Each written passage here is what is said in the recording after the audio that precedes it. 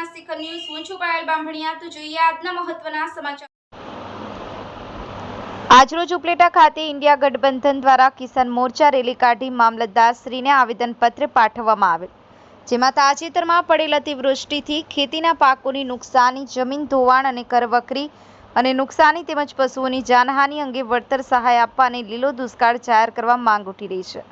ધોરાજી ઉપલેટા તાલુકાની અંદરમાં ગ્રામ્ય વિસ્તારમાં ભારેથી અતિભારે વરસાદ થતા ઉપલેટા ધોરાજીના ગ્રામ્ય વિસ્તારના ખેડૂતોને ખેતરોના પાક નિષ્ફળ થયેલા હોય અને નીચલા વિસ્તારોમાં પાણી ભરાતા ઘરોમાં નુકસાની થયેલી હોય, જેને લઈને આજે ઉપલેટા મામલતદાર સાહેબને આવેદનપત્ર પાઠવવામાં આવેલ અને રજૂઆત કરવામાં આવેલી કે ખેડૂતો અને ગ્રામ્ય લોકોને તાત્કાલિક સહાય કરવામાં આવે।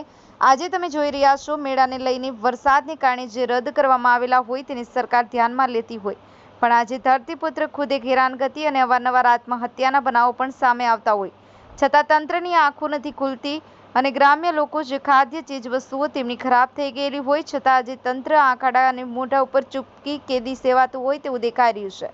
ખરેખર ધરતીપુત્રને તત્કાલ સહાય કરવી અને ઉપલેટા ધોરાજી ગ્રામ્ય વિસ્તારોને લીલો દુષ્કાળ જાહેર કરવો જોઈએ। આ સમયમાં વરસાદ વધારે થવાના કારણે જે ગ્રામ્ય વિસ્તારોમાં જે લોકોને પરેશાની અને હાલત કફોડી બનેલી હોય તે સમયમાં ત્યાં હજી સુધી કોઈ પણ તંત્રએ કે રાજકીય ધ્યાન ન દોર્યું હોય તેવું ગ્રામ્ય લોકોનું કહેવું છે। તો શું ખરેખર ચૂંટણી આવે ત્યારે આ ભોળી પ્રજાને ખોટી લોભામણી લાલચો આપી અને મત લઈ પોતાનો સ્વાર્થ પૂરો કરી લે તેવું ગ્રામ્ય વિસ્તારના લોકોનું કહેવું છે।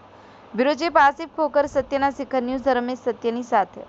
આજે ઉપલેટા ખાતે કોંગ્રેસ પાર્ટી દ્વારા તાજેતરમાં સમગ્ર સૌરાષ્ટ્ર અને ગુજરાતની અંદર જે અતિવૃષ્ટિ થઈ છે એ અતિવૃષ્ટિની અંદર ધોરાજી અને ઉપલેટા વિસ્તારના 38 થી વધારે ગામોની અંદર 75 થી 90 ઇંચ જેટલો અતિ ભારે વરસાદ પણ નોંધાયો છે। ખેડૂતોના ઊભા પાકો બળી ગયા છે। આ વિસ્તારમાંથી પસાર થતી ભાદર, વેણુ, મોજ જેવી નદીઓ એની ઉપર આવેલા ડેમો ઓવરફ્લો થતા ખેડૂતોના ખેતરો પણ ધોવાણા છે।